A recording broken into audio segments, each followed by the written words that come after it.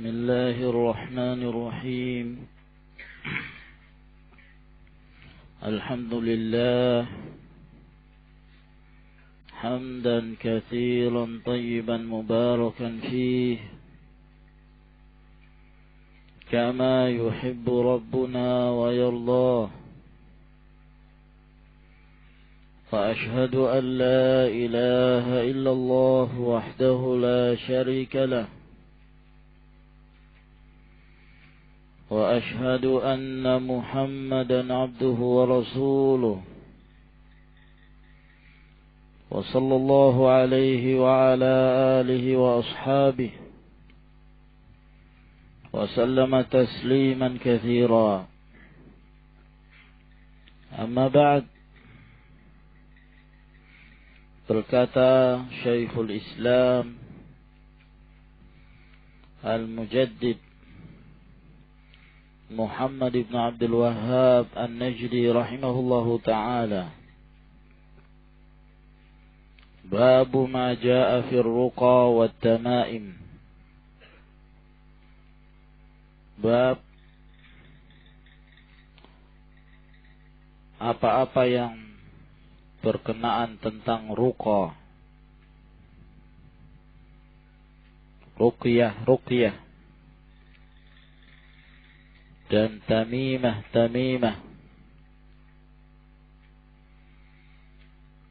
dan yang semisalnya. Beliau menyebutkan bab ini dengan menyebutkan secara mutlak dan tidak mengkhususkan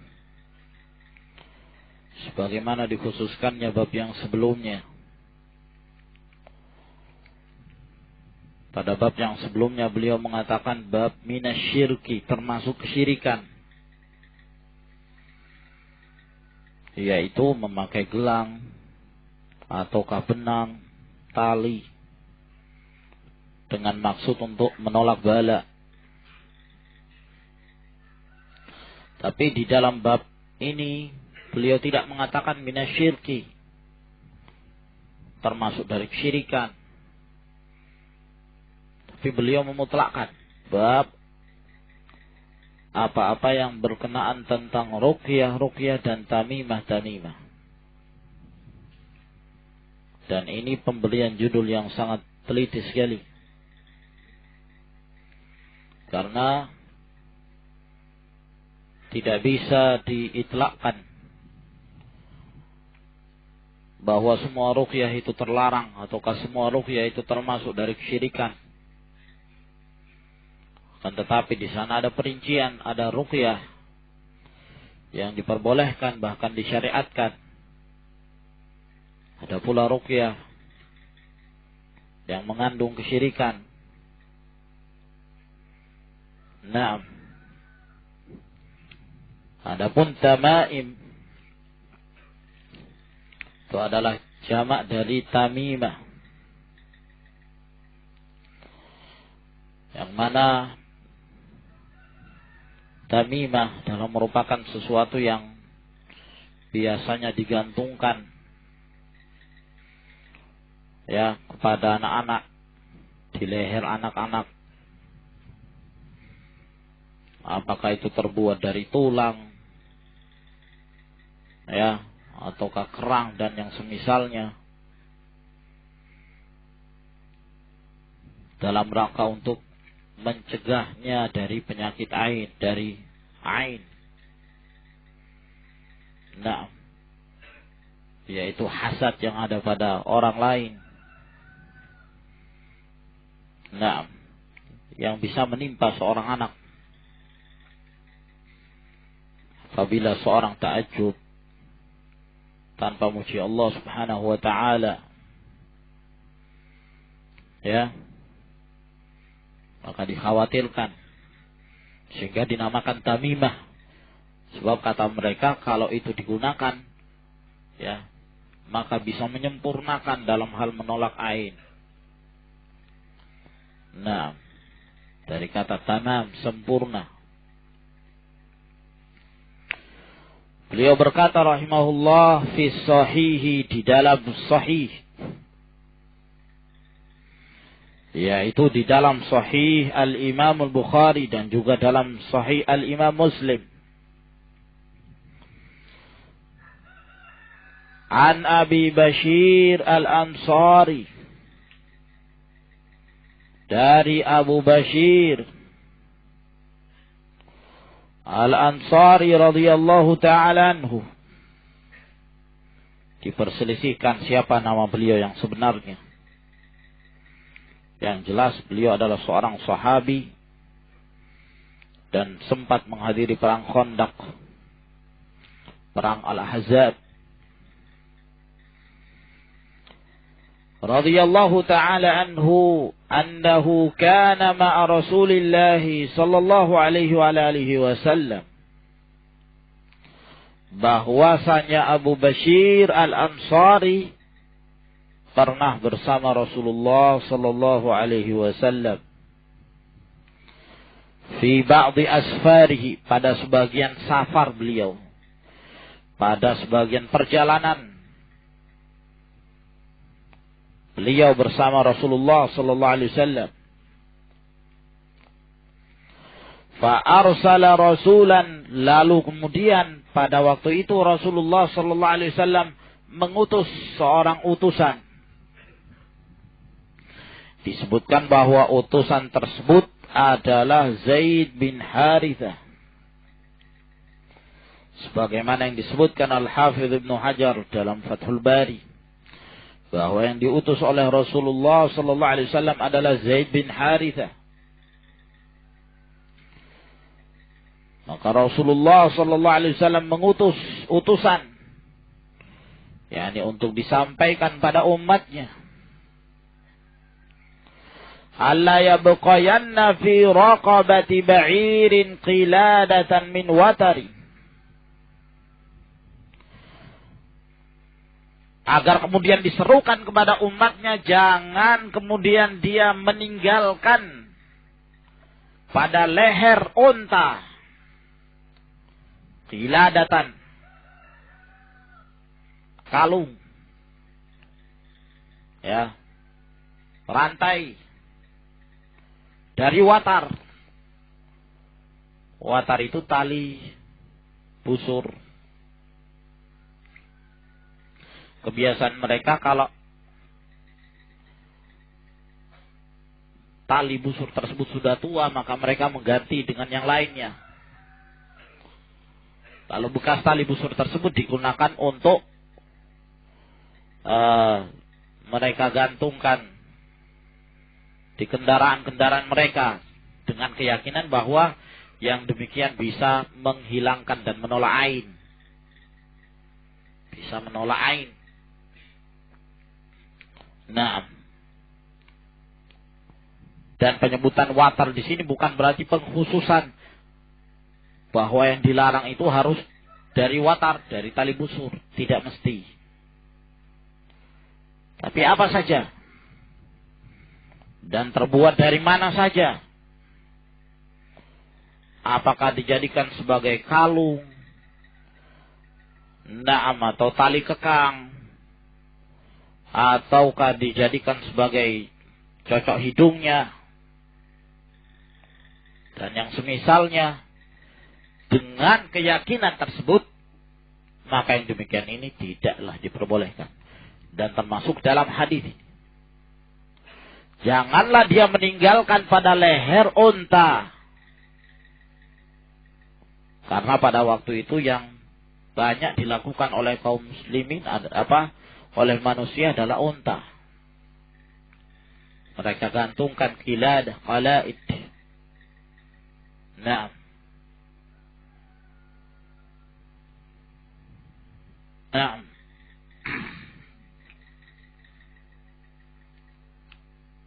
ya. Demikian pula kalau yang lainnya, dari hewan-hewan yang lain, tidak mesti unta.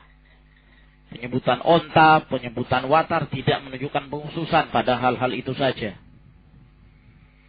Kalau ada orang menggantungkan kalung pada leher kambing atau pada leher sapi kerbau dengan keyakinan ya bisa menolak ain ataukah bisa selamat dari pencuri dan yang semisalnya. Nah, ataukah bisa menolak penyakit yang ada pada sapi tersebut, pada hewan itu. Atau juga biasanya sebagian orang menggantungkan pada ayam, bukan digantungkan, diikat di salah satu kakinya begitu. Pada ayam jago, dengan keyakinan bahwa ini bisa memenangkan dia dalam pertarungan. Nah, ini biasanya dilakukan oleh orang-orang sedang berjudi, ya, bertarung, mempertarungkan ayam jagonya. Nah, semua itu termasuk dalam hadis ini, larangan. Janganlah dia meninggalkan pada leher unta kalung dari watar atau qiladah secara mutlak. Ini keraguan dari perawi. Apakah Rasulullah Sallallahu Alaihi Wasallam menyebutkan qiladah saja atau qiladah min watar? Illa quti'at, kecuali diputus hal tersebut. Ya, apabila dia melihat maka diputus. Nah, sebab ini kebiasaan mereka dahulu. Maka Nabi Shallallahu Alaihi Wasallam memerintahkan untuk dihilangkannya dan diumumkan kepada mereka bahwa watar-watar tersebut tidaklah menolak sedikit pun dari ain.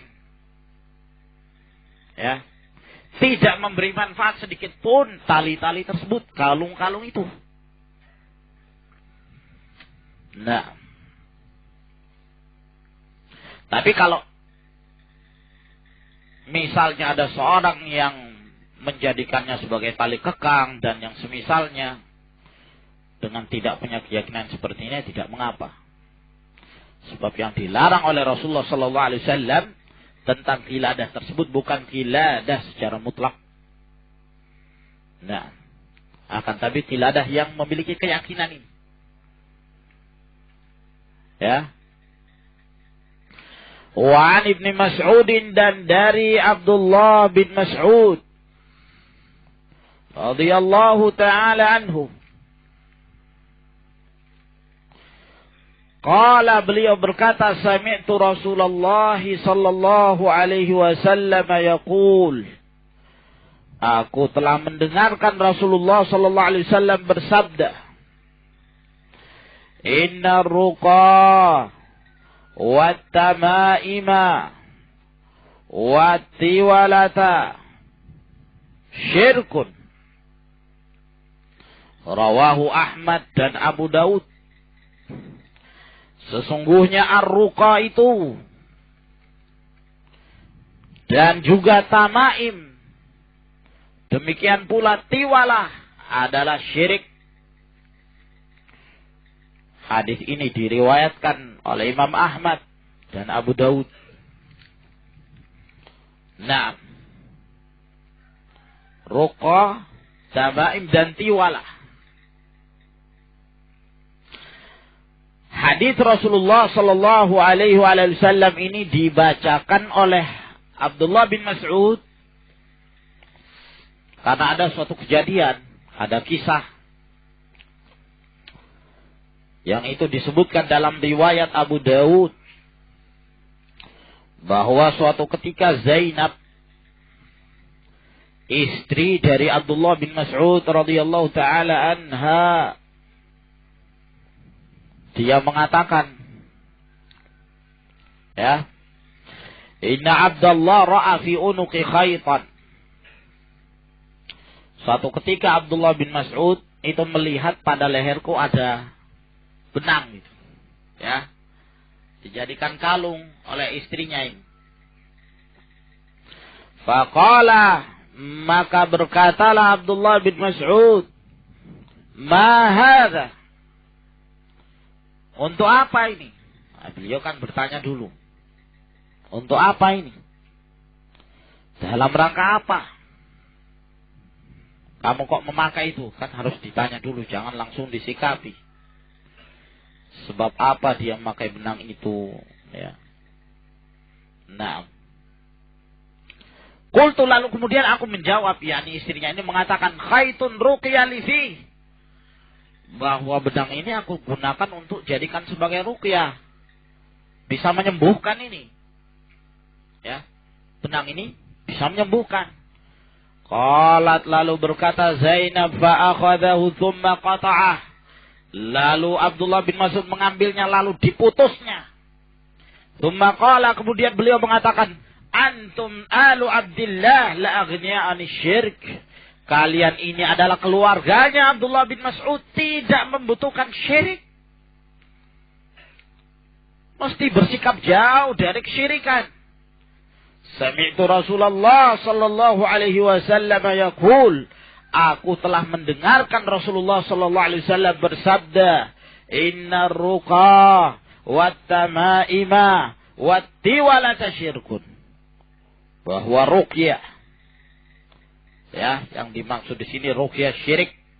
Kemudian tamaim, kemudian tiwala adalah syirik. Fakultu, lalu aku pun mengatakan, yakni berkata istrinya Abdullah bin Mas'ud, laqad kana 'aini tuqdaf wa kuntu akhtalifu ila fulanin al-yahudi fa idza raqa sakantu. Aku dahulu mataku, ya, dilempar gitu. Matanya dalam keadaan sakit. Sehingga dia mendatangi si fulan, yang ternyata si fulan ini adalah orang Yahudi.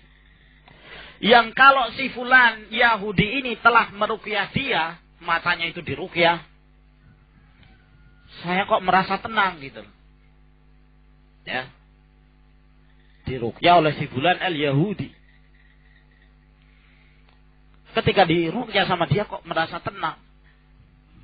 Nah, apa yang awalnya saya merasakan kesakitan sebabkan karena lemparan tersebut, kok setelah berobat ke dia, dia meruqyah saya merasakan ada kesembuhan.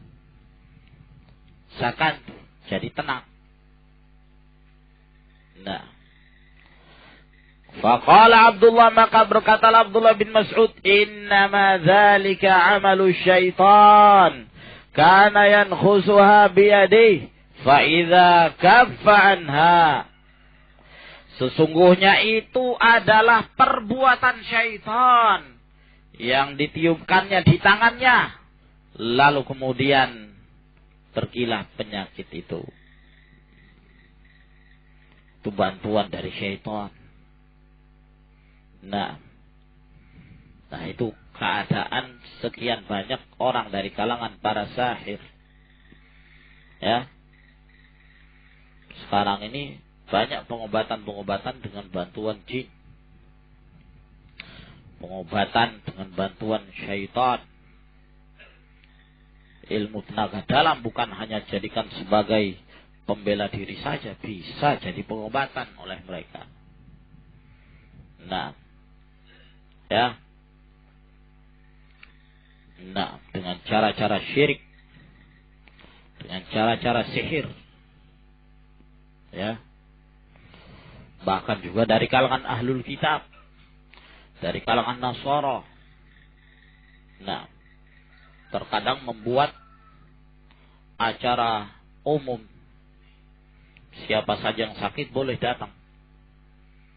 Nah, lalu didatangkan orang-orang berpenyakit parah, gitu, diobati oleh mereka, dan tentunya dengan bantuan syaitan, ya, untuk mentalbis umat ini, sehingga ketika melihat mereka sembuh, menyangka dari situlah datangnya kebenaran,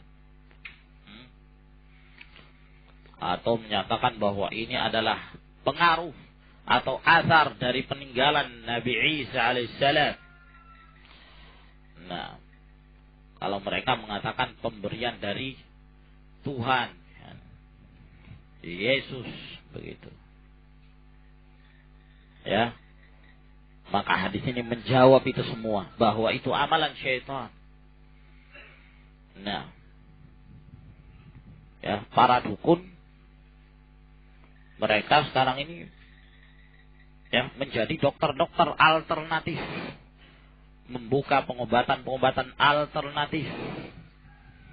Jadi kalau dokter-dokter yang bergerak di bidang kesehatan sudah tidak mampu, ya penyakitnya harus dengan cara operasi, datanglah mereka ke pengobatan alternatif ini.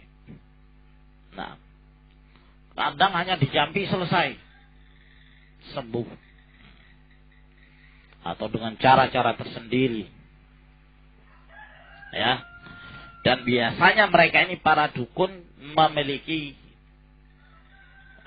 kontrak perjanjian dengan para jin tersebut. Tidak hanya mendapatkan gratisan dari para jin itu untuk menolong dia, membantu dia. Biasanya menggunakan persyaratan. Ya. Kadang disuruh nyembelih burung misalnya. Ya, setiap pekan untuk diberikan kepada jin tersebut dengan cara-cara tertentu. Nah, dan yang semisalnya. Sehingga mereka mendapatkan ilmu syirik itu. Ilmu sihir. Ya. Maka kata Abdullah bin Mas'ud, itu adalah amalan syaitan. Innama kana yakfiki anta quli kama kana Rasulullah sallallahu alaihi wasallam yaqul. Sesungguhnya cukup bagi kamu untuk mengatakan sebagaimana diucapkan oleh Rasulullah sallallahu alaihi wasallam tatkala beliau sakit atau ketika beliau mendoakan. Cukup dengan mengatakan adhibil ba'sa rabbin nas atau rabban nas washfi anta syafi la shifaa illa shifaa'uk shifa'at la yughadiru saqaman. Ya, hilangkanlah penyakit itu. Engkau adalah Rabbnya manusia. Dan sembuhkanlah karena sesungguhnya engkaulah pada dirimu lah terdapat kesembuhan. Engkaulah yang maha penyembuh, tidak ada penyembuh kecuali kesembuhanmu. Kesembuhan yang tidak meninggalkan penyakit. Nah, hadis ini sahih. Disahihkan oleh Al-Albani rahimahullah. Ya. Adapun larangan yang disebutkan oleh Rasulullah sallallahu alaihi wasallam itu kembali kepada permasalahan yang sebelumnya pada bab yang lalu, bahwa ini disebabkan karena mereka menetapkan satu sebab yang tidak syar'i, menjadikan satu sebab yang tidak ditetapkan oleh Allah Subhanahu wa taala dan Rasulnya. Apa saja yang hendak dijadikan sebagai sebab yang tidak ditetapkan di dalam syariat dan juga tidak ada asar yang zahir, tidak ada pengaruh yang jelas yang nampak, maka yang demikian itu adalah syirik, kesyirikan. Nah, ya. Akan tetapi kalau di sana ada sebab yang syar'i, ya, berdasarkan Al-Quran atau sunnah Nabi Sallallahu Alaihi Wasallam, tidak mengapa. Kemarin telah kita sebutkan seperti madu yang Rasulullah yang Allah Subhanahu Wa Taala sebutkan sebagai syifa, Al-Quranul Karim yang Allah Subhanahu Wa Taala sifatkan sebagai syifa, dan di dalam hadis yang diriwayatkan oleh Imam Al-Bukhari, ketika Rasulullah Sallallahu Alaihi Wasallam menyatakan wa ma yudrika annaha ruqyah. Pada waktu itu para sahabat, kalau tidak salah Abu Sa'id Al-Khudri meruqyah salah seorang pemimpin satu kaum. Pada waktu itu mereka tiba di satu kaum, satu kampung. Tapi tidak seorang pun yang mau menjamu mereka. Tidak ada yang ingin menjamu mereka. Maka tiba-tiba pemimpin kaumnya itu sakit. Ketika didengarkan oleh Abu Sa'id Al-Khudri radhiyallahu ta'ala anhu bahwa dia dalam keadaan sakit, maka mereka pun minta untuk diruqyah. Maka Abu Sa'id Al-Khudri membacakan kepadanya surah Al-Fatihah. Membacakan padanya surah Al-Fatihah. dan meminta upah pada waktu itu. Nah, Rasulullah sallallahu alaihi wasallam mengatakan, "Inna ahaqqa ma akhadtum alaihi ajran kitabullah." Sesungguhnya yang paling berhak yang kalian mengambil padanya upah adalah kitab Allah Subhanahu wa taala. Lalu setelah itu Rasulullah mengatakan, "Wa ma yudrika annaha ruqyah." Apakah kamu tidak tahu? Ya. Nah, bahwa sesungguhnya Al-Fatihah itu adalah ruqyah. Nah, maka ini ditetapkan dalam syariat Al-Quran secara umum. Boleh kita membacakannya pada orang yang sakit. Nah, apakah kita membacakan secara langsung? Ataukah dengan cara atau melalui perantara air dan yang semisalnya? Nah, at-tamaimu syai'un yu'allaqu 'alal auladi 'anil ain. Bahwa tamaim itu adalah sesuatu yang digantungkan pada anak-anak untuk mencegah penyakit ain, untuk mencegah ain. Lakin idza kana al-mu'allaqu minal Qur'an, akan tetapi kalau kemudian yang digantungkan itu adalah Al-Qur'anul Karim, ya, farakhasa fihi ba'dus salaf, maka sebagian para ulama salaf meringankan yang demikian, karena memang Al-Quran itu sendiri adalah ruqyah, begitu. Misalnya seorang menggantung, jadikan kalung, di situ ditulis ayat kursi misalnya, ya, ataukah ditulis pada kalung itu Al-Fatihah.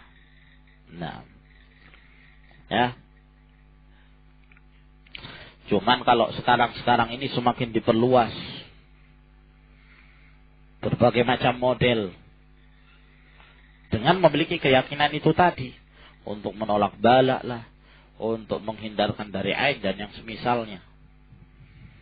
Kadang ada satu Al-Quran ditulis kecil, ya, pakai mikroskop pun mungkin tidak bisa dibaca, ya, lalu dimasukkan dalam kotak kecil, jadikan kalung, dan mereka punya keyakinan itu untuk, ya, bisa menolak bala dan yang semisalnya. Nah, ataukah hanya tulisan lafzul jalalah Allah, ya, dan yang semisalnya. Walaupun ini dikecualikan oleh sebagian para ulama salaf, mereka mengatakan boleh. Wa ba'duhum lam yurakhis fihi wa yaj'aluhu minal manhi anhu. Sedangkan sebagian para ulama salaf tidak membolehkan itu dan memasukkan termasuk yang terlarang. Minhum Ibnu Mas'ud radhiyallahu anhu. Di antaranya adalah Abdullah bin Mas'ud radhiyallahu taala anhu. Dan pendapat ini insyaallah taala yang paling benar. Ya. Sebab yang pertama, bahwa ini tidak diamalkan di zaman Rasulullah sallallahu alaihi wasallam. Ya. Tidak diketahui ada para sahabat yang menggantungkan pada leher-leher mereka. Ya, ataukah mereka gantungkan pada anak-anak mereka. Kemudian juga yang kedua, berdasarkan keumuman hadis Nabi sallallahu alaihi wasallam, tamaim tidak boleh. Ya. Kemudian yang ketiga juga dalam rangka untuk menutup pintu untuk terjerumusnya seorang dalam syirikan. Karena kalau sudah terbiasa nanti dengan tulisan-tulisan tersebut, lalu digantungkan pada anak-anak, nanti lama-kelamaan mungkin akan diperluas lagi ke arah yang lain selain dari ayat-ayat Allah Subhanahu wa taala. Ya. Nah, dan juga yang keempat, yaitu dikhawatirkannya nanti ayat-ayat tersebut, Al-Quran itu akan dibawa ke tempat-tempat yang kotor. Namanya anak-anak kan. Nah, ya, mungkin dia membawanya ke WC, mungkin dia membuangnya ke got dan seterusnya, sehingga yang demikian ini justru akan merendahkan Al-Quranul Karim. Sedangkan Allah Subhanahu wa taala berfirman, "Wa man yu'azzim sya'airallah fa innaha min taqwal qulub." Barang siapa yang mengagungkan syiar-syiar Allah Subhanahu wa taala, maka itu termasuk dari ketakwaan hati. Jadi sebaiknya tidak dilakukan yang demikian ini, walaupun dari Al-Qur'anul Karim. Ya, ini kalau dalam hal penulisan ayat-ayat Al-Qur'an. Nah, tapi kalau selain dari Al-Qur'anul Karim, maka yang demikian ini tidak diperbolehkan secara mutlak. Ya, termasuk diantaranya penulisan-penulisan yang tidak jelas maknanya. Simbol-simbol. Ba, sin, ta, ro. Gak tahu apa maksudnya. Ya. Nah. Dan tidak tahu mereka dapat dari mana gitu loh. Kok mereka bisa menghasilkan dan menciptakan berbagai macam kebid'ahan dan kesyirikan itu. Nah, bantuan dari syaitan dan macam-macam. Ya. Doa untuk mendatangkan laba, azimah untuk mendatangkan laba yang besar dalam berdagang, misalnya. Nah, biasanya para pedagang itu banyak mereka yang jarang terlepas dari yang namanya kesyirikan dan tabarruk. Ya. Kebanyakan mereka yang menghendaki laba dan keuntungan yang besar, sehingga berbagai macam cara mereka tempuh. Ya.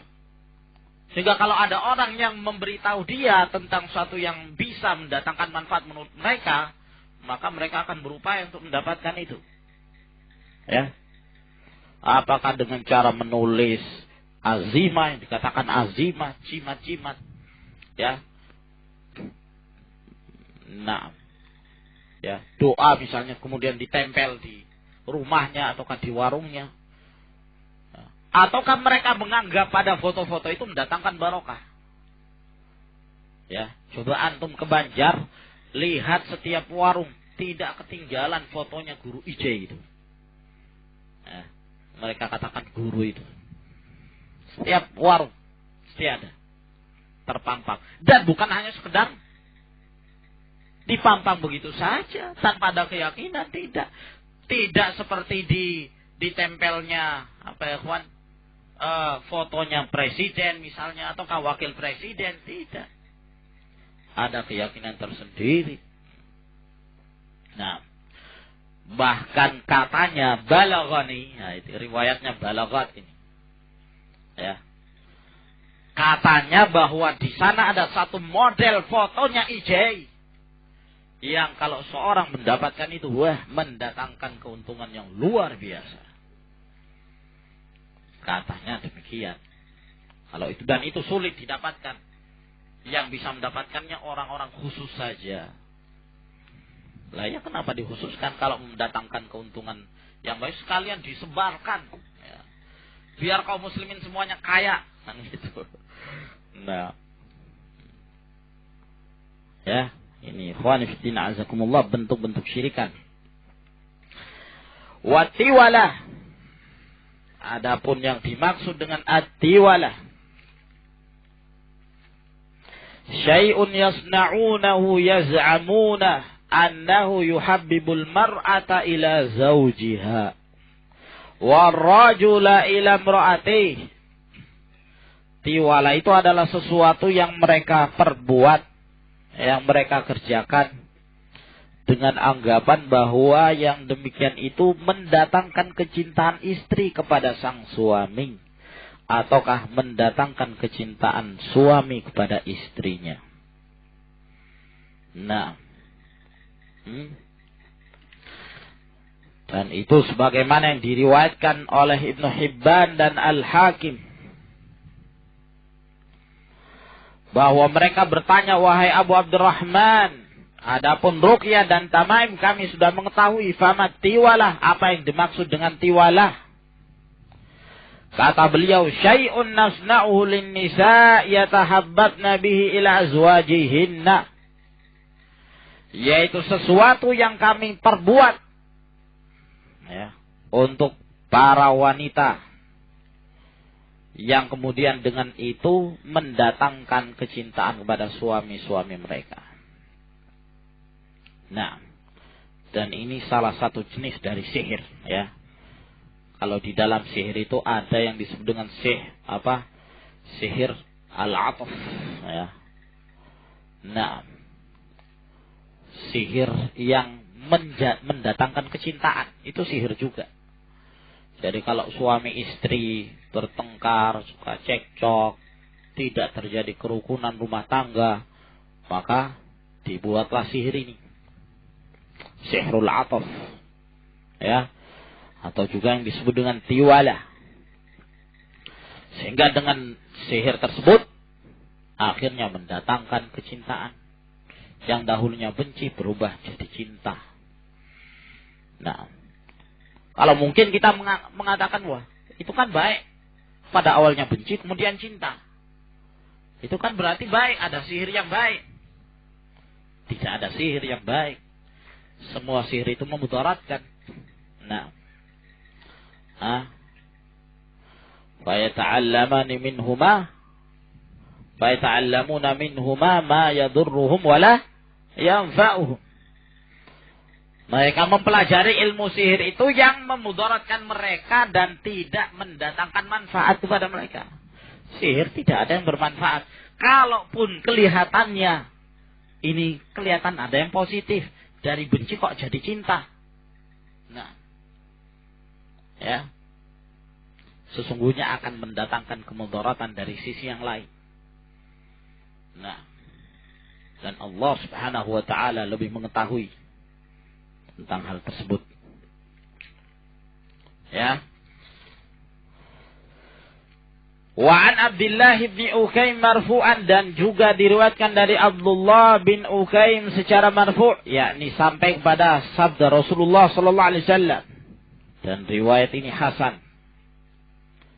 Man ta'allaqa syai'an wukila ilaihi. Barang siapa yang menggantungkan sesuatu, ta'allaqa syai'an, ya, menggantungkan sesuatu, dan menggantungkan itu dengan keyakinan pada hatinya, ya, dan terkadang dengan perbuatan atau dengan kedua-duanya. Maka kata Rasulullah sallallahu alaihi wasallam, wukila ilaih, maka diserahkan kepadanya. yakni Allah akan berlepas diri dari dia. Allah biarkan dia kepada siapa dia bertawakal, dia bersandarkan pada siapa. Maka Allah Subhanahu wa taala biarkan dia dan Allah tinggalkan dia, Allah tidak akan menolong dia. Karena dia telah menyerahkan ibadah kepada selain Allah Subhanahu wa taala. Berkata pensyarah dari hadis ini, kata beliau, "Faman ta'allaqa billah wa anzala hawaijah wal taja ilaih wa fawwada amrahu ilaih kafahu wa qarraba ilaihi kulla ba'idin wa yassara lahu kulla asirin." Barang siapa yang menggantungkan dirinya kepada Allah, ya,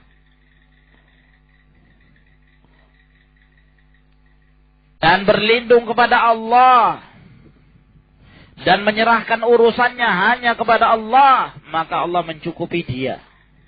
Dan Allah akan mendekatkan kepadanya setiap yang jauh, dan Allah akan memudahkan baginya setiap yang sulit.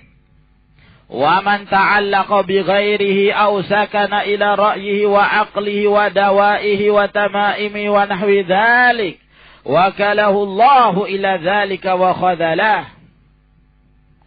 Dan barang siapa yang menyandarkan dirinya pada selain Allah dan tenang dengan fikirannya itu dan dengan akalnya dan dengan obatnya itu, ya, dan dengan jimatnya, tamimahnya tersebut dan yang semisalnya, Allah Subhanahu wa taala akan menyerahkan dia kepada siapa dia menyandarkan diri dan Allah menghinakannya. Hada ma'rufun bin nususi wat tajarub, dan ini ma'ruf berdasarkan nas-nas. Allah Subhanahu wa taala berfirman, "Wa man yatawakkal 'ala Allahi fahuwa hasbuh." Barang siapa yang bertawakal kepada Allah, maka Allah lah yang mencukupi dia. Tapi kapan dia melepaskan diri dari Allah, bertawakal pada selain Allah, Allah tidak akan menolong dia. Yansurkumullahu fala ghaliba lakum wa yakhdhulkum faman dzalladzi yansurukum min ba'di. Apabila Allah menolong kalian, maka tidak ada satupun yang mengalahkan kalian. Tapi kalau Allah Subhanahu wa taala menghinakan kalian, siapa yang akan memberikan kepada kalian pertolongan di saat Allah Subhanahu wa taala meninggalkan kalian? Maka ini menunjukkan bahwa ini semua adalah merupakan syirik billah, dan tergantung dari keyakinan seorang bisa menjadikannya syirik akbar yang mengeluarkan dari Islam, dan juga bisa menjadi syirik asghar sebagaimana yang telah kita jelaskan pada pertemuan yang lalu. Wallahu a'lam bishawab. Ilahuna ya ikhwan. Kita bacakan dari kitab ini. Insyaallah kita sambung di pertemuan yang berikutnya. Subhanakallahumma bihamdik, asyhadu an la ilaha illa anta, astaghfiruka wa atubu ilaik. Tafaddalu hafizakumullah.